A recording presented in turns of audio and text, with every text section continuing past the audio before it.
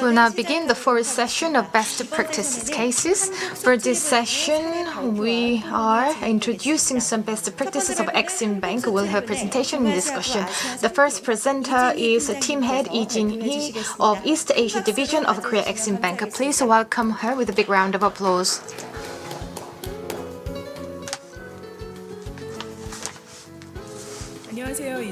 Good afternoon, my name is Jinny. I'm a team head of Korea Eximbank. Let me begin my presentation. The Eximbank has a common theme today for the presentation, which is mobilizing various resources of Korea Eximbank to achieve development effectiveness in ODA projects. So when we say various resources, you probably are wondering what kind of resources and the functions we have to utilize these various resources. So let me touch upon that first.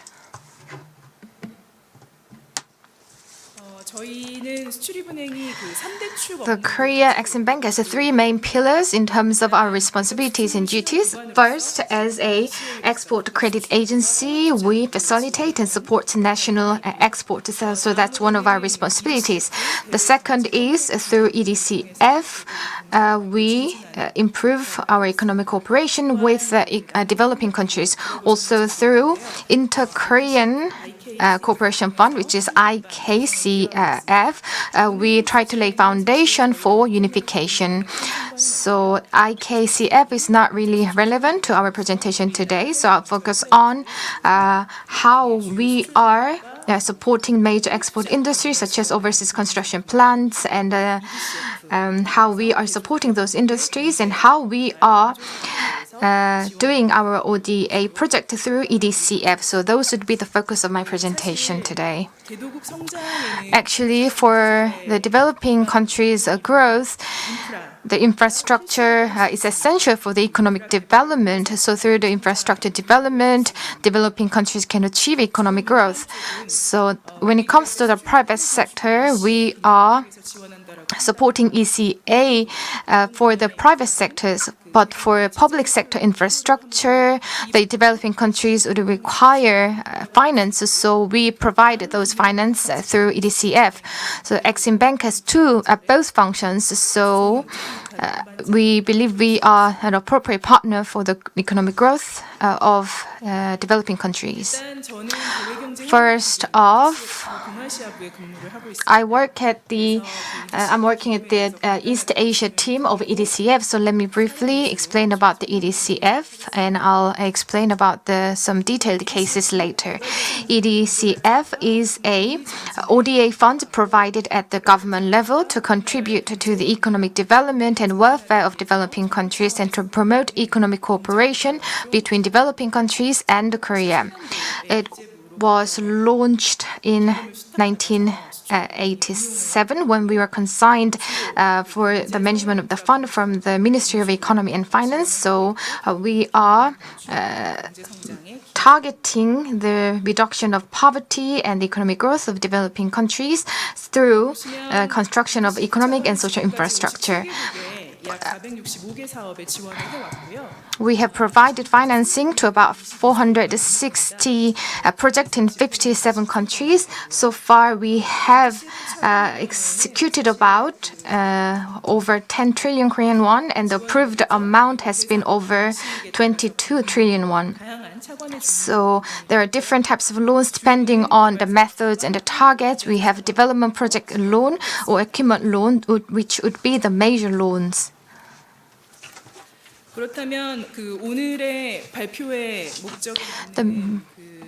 In line with the main objective of today's presentation, let me now introduce a case of Indonesia water supply project. Indonesian government had a 20-year long-term national project, and So it had a plan to increase the supply of raw water and domestic water through the development of water resource infrastructure. And the Karian Dam project was supported through EDCF, and it was to supply water to neighboring areas, including Jakarta, and to reduce damage from flooding. So it is a long-awaited national development plan. In 2010, we began 100 million Korean won worth of project. So the Karian Dam was supported through the EDPF, and the water purification plant and water reservoir construction project will be supported through export financing, whereas the rest, the waterway was supported through EDPF. So the hybrid financing would be used for the whole project. There are three major sectors of the project, so let me explain about the details of each project. For Karian Dam construction project, as I mentioned, was financed through EDCF. The total size of the project is $3 billion, and we are supporting about 136 million Korean US dollars so far, and the run rate is about 80% as of now. Karian Serpong waterway project, I think would be easier to understood with a map, but I have not prepared any map. Anyway, the raw water from Karian Dam would be collected, and the collected water would be streamed through the waterway, which is about 53 kilometers long, and it is to stream the water down to Jakarta area. The total size of the project is about $300 million US dollars, but about $200 million would be provided through EDPF. At the purification plant, this water would be filtered, and the water would be sent to through water pipe to each household. And through this project, the chronic water shortage can be reduced and eased. So 60 million US dollars would be financed, and the equity investment would be made at around 6 million US dollars. So EDPF, EDCF, and export finance and equity investment were all provided. So this is the first case as such, especially in Indonesia. In line with the characteristics of each project, we have provided a customized financing, so it would be the best case of that. In 2010, starting with the EDCF dam construction, we provided financing for waterway and the reservoir and the purification plant. So it was a package financing through the connected financing with the EDPF. Our consortium provided the package project, and we won the bidding through this project. It contributed to our winning of the bidding. For the purification plant project, Korean company made active suggestion first, and it is investment in development type project. Especially in Indonesia, there is a relocation of a capital project currently ongoing. So a similar water maintenance and water resource management within the new capital can be expected in the future. It is not included in my material, but one thing I'd like to mention is that there's a hidden hero, which is advisory function of Eximbank. Starting from about March 2018, we were providing advice on this project, and the Water Resource Corporation made a proposal, and starting from FS, we've provided some advice and support for the corporation. So this advisory function of Eximbank was the important foundation and basis for such a corporation and the winning of this project. 저희가 그 PPP 사업을 그러니까 최종 정수장까지 연결되는 So the PPP project, we won the PPP project along with the purification plant. So the EDPF support was actually a key player in winning this PPP project. Through this EDCF loan support, the Indonesian government was able to reduce the financial burden of large-scale infrastructure development and attract private investment related to waterway and water purification plant projects. Also, through the support of EDCF, the raw water of the Karian Dam, built by a Korean company, can go through the waterway and water purification plant to provide clean and stable water supply to the residents of Jakarta. And in particular, it has contributed to SDGs on water, sanitation, and climate change response. Also, private investors signed a long-term contract with the Indonesian government to provide purified water, thereby securing stable profit. Lastly, 저희가 가지고 있는 어떻게 하면 EDCF 대외경제협력기금 원조 how can we utilize EDCF to facilitate our domestic companies winning of PPP projects? So there are about 4 types of support that we have at Eximbank. For EDCF loan, we can divide projects into commercial project and non-commercial projects.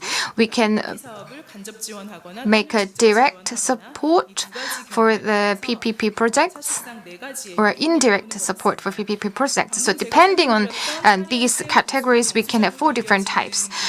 The Indonesian water supply project that we had would fall under the type 1 project. So it is not direct support, it's indirect support, but it was for commercial projects. So this project would support for surrounding infrastructure such as roads, bridges, and water and sewage systems. The second type would be a private funded project, and we utilized this type in Solomon Islands. So let me explain about this type in the next slide. 보시면 For Solomon Islands case, Hyundai Engineering and other domestic companies participated in kind and in equity investment. So for project companies, Solomon Islands would lend or give a loan as ODA, and then that loan was financed through our facilities, and we have given them a loan or a grant. So that fund was loaned to project company joined by Korean companies.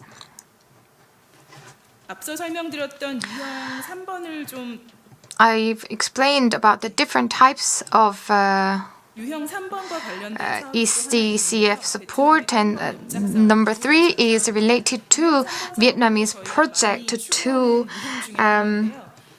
build the highway in Vietnam. This is actually common type of project. So this is mainly used for various projects such as the bridges, road, or railway, or hospitals. So this is basically about dividing different projects. So it was a PPP project that are non-commercial. So this project is to construct and operate the Thanh Ban to Nhân Trạch section of the 3rd Ring Road in the southern part of Ho Chi Minh City in Vietnam. So we divided the sections. So section A was through EDCF, section B was through privately funded projects. So after the construction, the private project company would operate and manage the entire sections. So EDCF provided financing through the non-commercial section of the project to enhance the growth of a developing country. Lastly, 아직까지 In the future, 있는 유형인데요. we want to expand this type, but we've never had an actual case, which is type 4. When there is a non-commercial project, we would provide grant to privately funded business corporation of the developing country's government. We are currently considering and we want to implement it, and through discussing about this with the developing countries, but we haven't had any actual case yet. So in the future, EDCF will continue to have a coordination and operating division of the Eximbank, so that we can provide continuous financial support to developing countries and to support domestic companies winning of the orders. This would be the end of my presentation. Thank you. Thank you for your presentation. Please give her another round of big hand. The second presenter is Team Head Han Jongsoo of Global Business Coordination Department of Eximbank.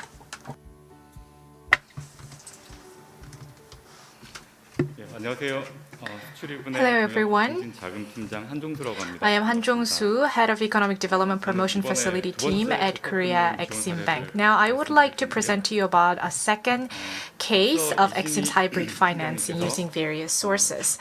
Earlier, Jinny Lee talked about the Karian Dam project, and in my presentation, I would like to give you an overview of the EDPF that was used in the Karian Dam project, and also I would like to introduce to you a railway project in Egypt. EDPF, or Economic Development Promotion Facility, may sound unfamiliar to you, so let me give you an overview of this mechanism. So EDPF stands for Economic Development Promotion Facility.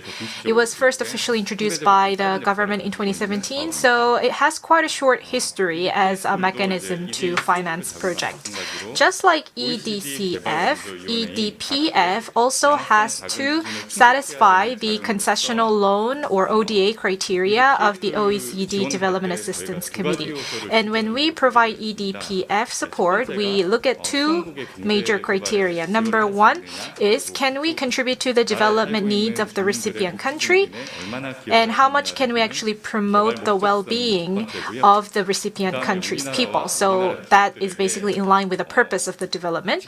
And the second criteria we look at is, how directly or indirectly beneficial can it be for the economic exchanges with Korea? And we provide EDPF funding by prioritizing the projects which satisfy both of the two criteria. The big difference between EDPF and EDCF is that unlike EDCF, EDPF is an untied loan.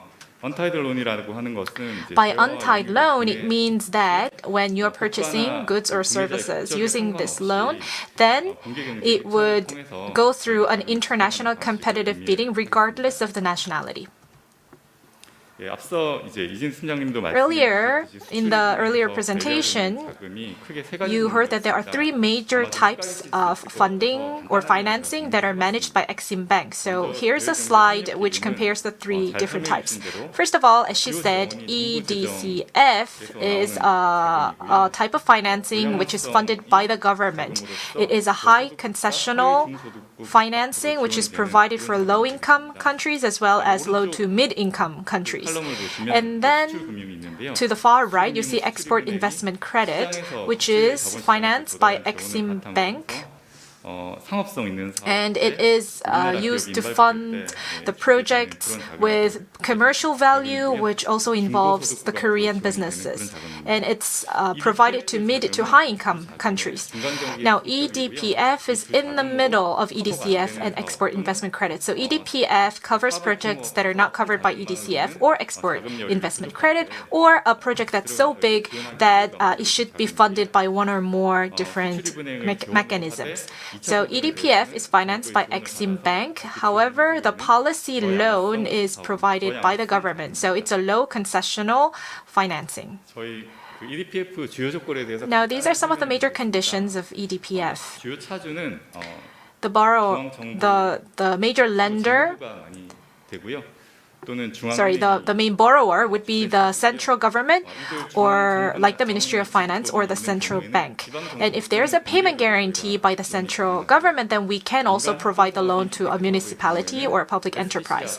In the case of a PPP project, we can also provide direct financing to SPVs or special purpose vehicles. However, in the case of PPP projects, usually the central government does not provide payment guarantee, and therefore we do mostly provide project financing, which is based on the cash flow of the SPV. The currency used in EDPF is usually dollars or euro, and we provide up to 85% of the project budget. The rest of the 15% would come from the land compensation from the country and other taxes. And when we calculate the interest rate, we don't have a fixed rate we apply. We consider the income level of the individual country, and also we think about the other assistance projects that are provided to that individual country, and we calculate the interest rate per project. The term of loan is about 5 years, and at maximum, the loan can be provided for as long as 30 years. And so this is the process of how you can apply for EDPF. We get applications and we select the candidate projects, and then we carry out a feasibility study to understand how much business or commercial value the project has. And if we determine that it does have a degree of commercial feasibility, then we carry out an in-depth due diligence, and then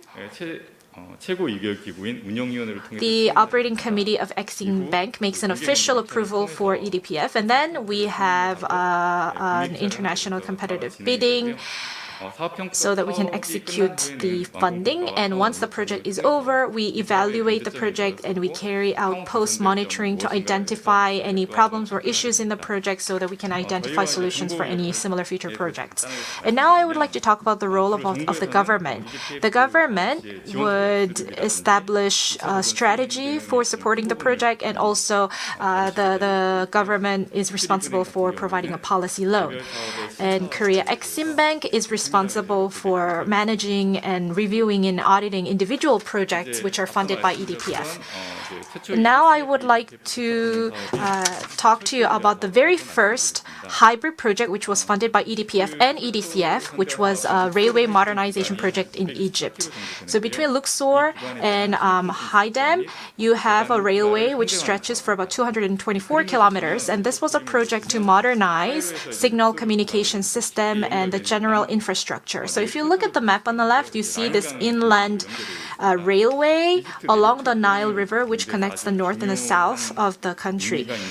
And as you know, Egypt is a tourism powerhouse. So tourism revenue accounts for 9.3% of GDP. And this Luxor to High Dam section is very important for tourism because it is in this section that you have a lot of tourist attractions like the Luxor Temple and the Valley of the Kings and so on. So this is a very important railway which transports tourists.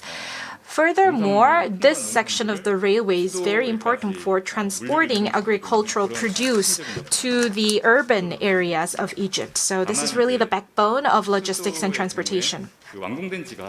However, it's been over 100 years that this Egypt railway has been in operation, so it's very old. The railways are quite worn out, leading to a lot of safety accidents. In the beginning of this year, there was actually quite a serious railway accident which led to a lot of casualty, and the head of the railway administration actually had to step down.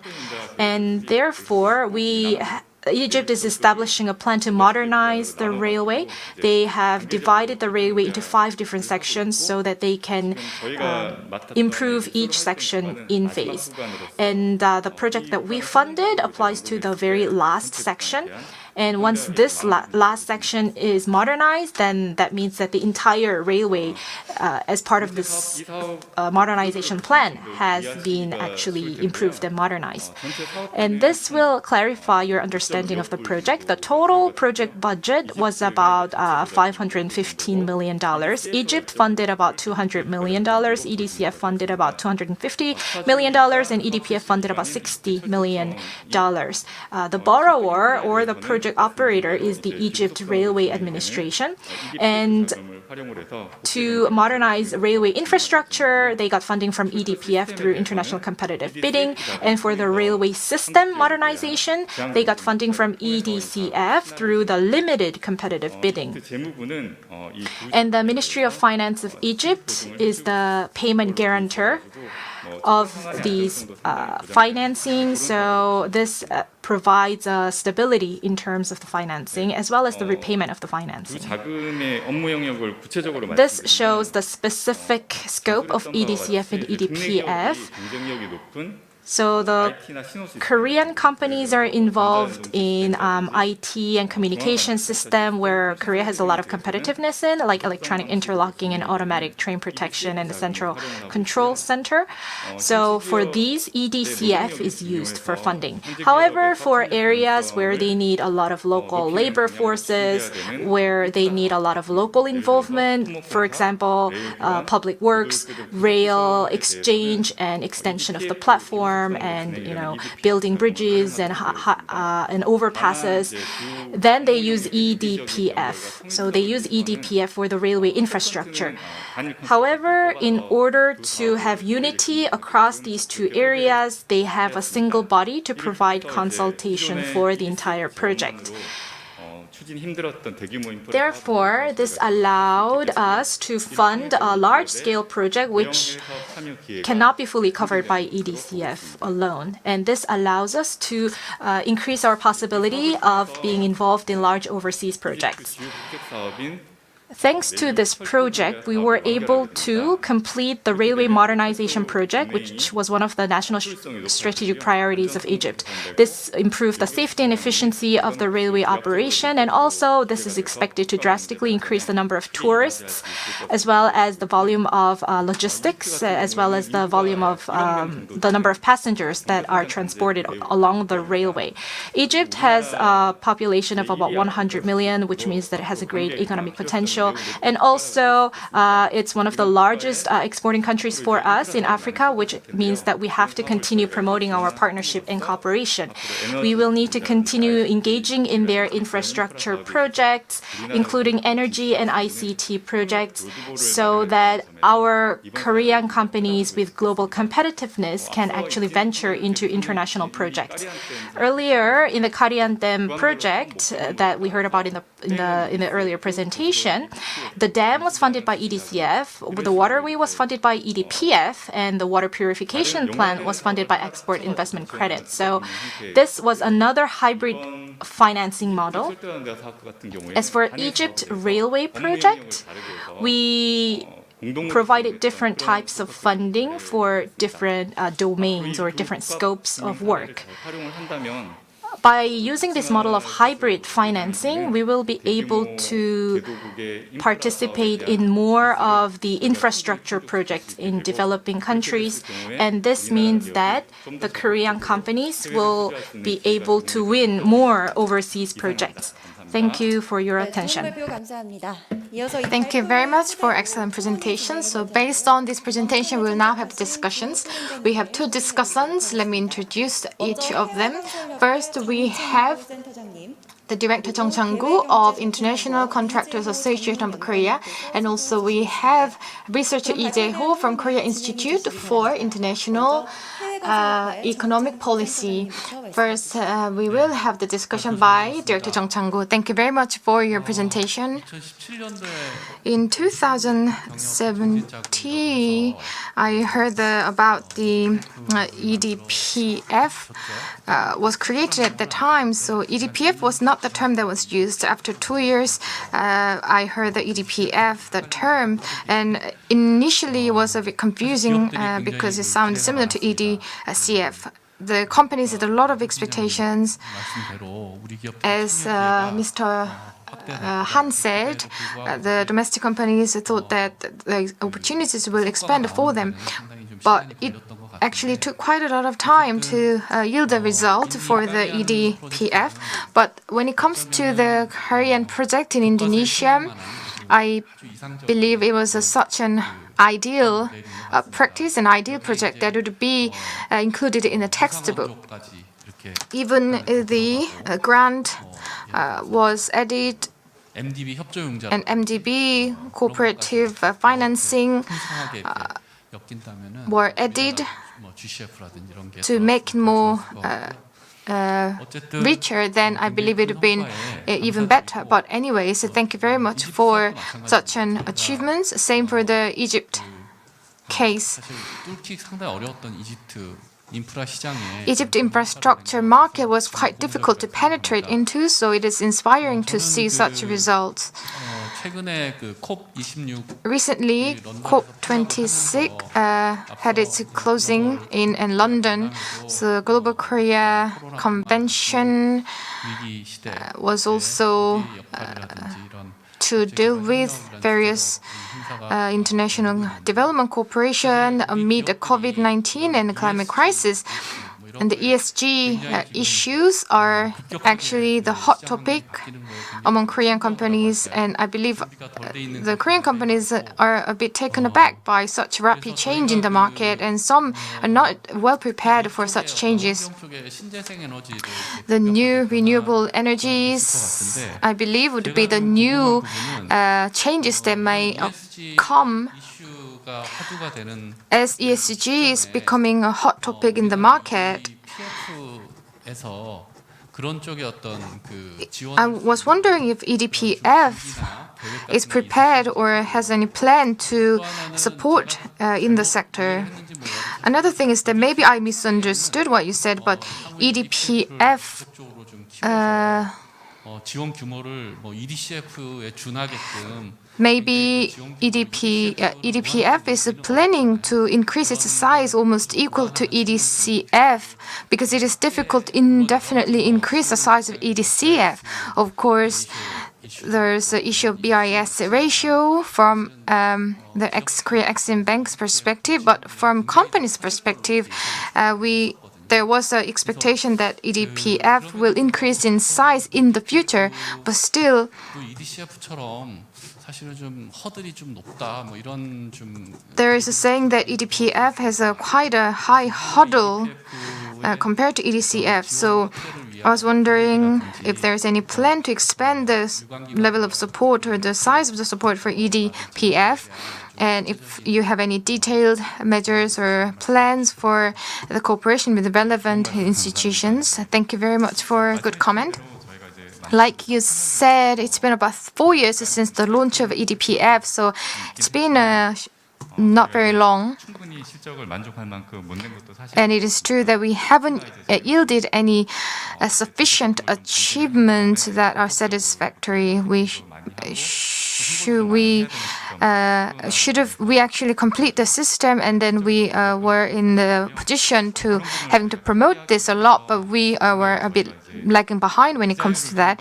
To tackle those issues, we've changed our way to make the interest a bit more flexible. In the past, we applied a set and fixed interest rate, and depending on the different level of incomes in the recipient countries, and also considering international organizations and their cases such as the World Bank, so we've changed our way of calculating or the interest rate in a more competitive way. I believe that will increase our support, and we are currently in the with COVID-19 era. So we'll focus more on the developing countries or underdeveloped countries to introduce the EDPF a lot, and we'll also expand our target countries to provide more support in the future. You mentioned about the ESC, and when it comes to the ESG, I believe that it is extremely important time now, and we are well aware of that. So when we are implementing projects, we will conduct ESG assessment, and we will, for instance, hire women manpower, and also will consider how it can contribute to the society. And this is actually something that we are doing. Let me ask you another question, though. When you are comparing EDCF with the EDPF, you mentioned that EDPF is supported through untied. 기업들 입장에서 But EDPF from companies' perspective, EDP, 수 있을 거라는 기대감이 사실 있었어요. the domestic companies expected that EDPF can be utilized by Korean companies as well, and I believe it is still open for that. 이렇게 주장하는 그 선진 ODA 기관들 보면 The advanced ODA companies, ODA agencies in Europe, 자국 기업들이 실제로 the domestic companies are actually utilizing their funds quite a lot. So, of course, RFP나 여러 가지 there are 국가와 협상하는 과정에서 issues of RFP, 좀 참여할 수 있는 그런 아마 그 여러 but I believe there could be various ways for domestic companies to participate in the process. So, do you have any strategies in regard to that?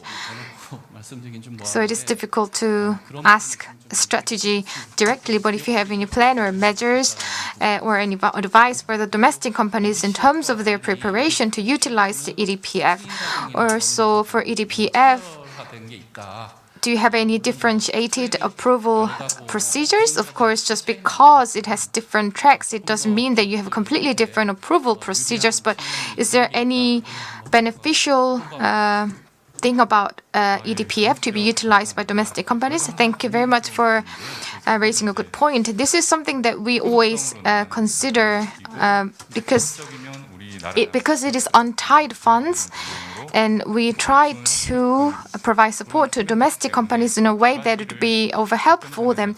So I believe it is important for us to coordinate between the two and strike a balance between the two. So internally, the recipient country, what is necessary for recipient's country, and what kind of strengths our domestic companies, such as the power plant, power generation, or the infrastructure sectors, such as the railway. So those sectors are the prioritized sectors we try to provide support for. Of course, we cannot provide direct support to the companies, but we take part in various seminars or workshops, and we promote the information to the companies so that they have more opportunities to utilize our funds. We don't have any different approval procedures with EDCF, but for each approval procedure or stage, we try to discuss with the stakeholders as much as possible so that the project can be run smoothly. Thank you very much. Next, we will have a discussion by researcher Lee Ho. Thank you very much for your presentation. I am responsible for economic cooperation with Southeast Asia, including Indonesia, at the Korea Institute for International Economic Policy, or KIEP. Now, the head of the center talked about the more broad topics, and I would like to actually narrow down into more specific topics. Hearing about the Karian Dam project, well, this is a project that I have been monitoring all year, and a while ago, I actually lived in Indonesia for about 2 years, and I really felt with my own skin the importance of having a good water and sewage system. Jakarta in Indonesia has a population of about 20 million. So it's a really big city, a big metropolitan city. But even until about 5 years ago, the water system supply rate was less than 50%. And then in terms of the demographics, the water system and the sewage system was supplied to commercial areas, to high-income, upscale residential areas or the hotels, whereas mid to low-income households did not have a proper water system. They actually had to draw water from a well in their local community in order to get drinking water. And because this is a tropical area, underground water is not so sanitary. It could be infected. And also, most of these wells are only 15 to 20 meters deep, which means that the water that you draw from the well is basically surface water. So this really has a big impact on the quality of life of the people. And the Korean government and EDCF and EDPF and PPP all came together to really have a direct positive impact on the quality of life of these people. And it was in 2017 that we introduced the new Southern policy and people-based peace community. That's the slogan of the new Southern policy. And this project is really in line with the slogan.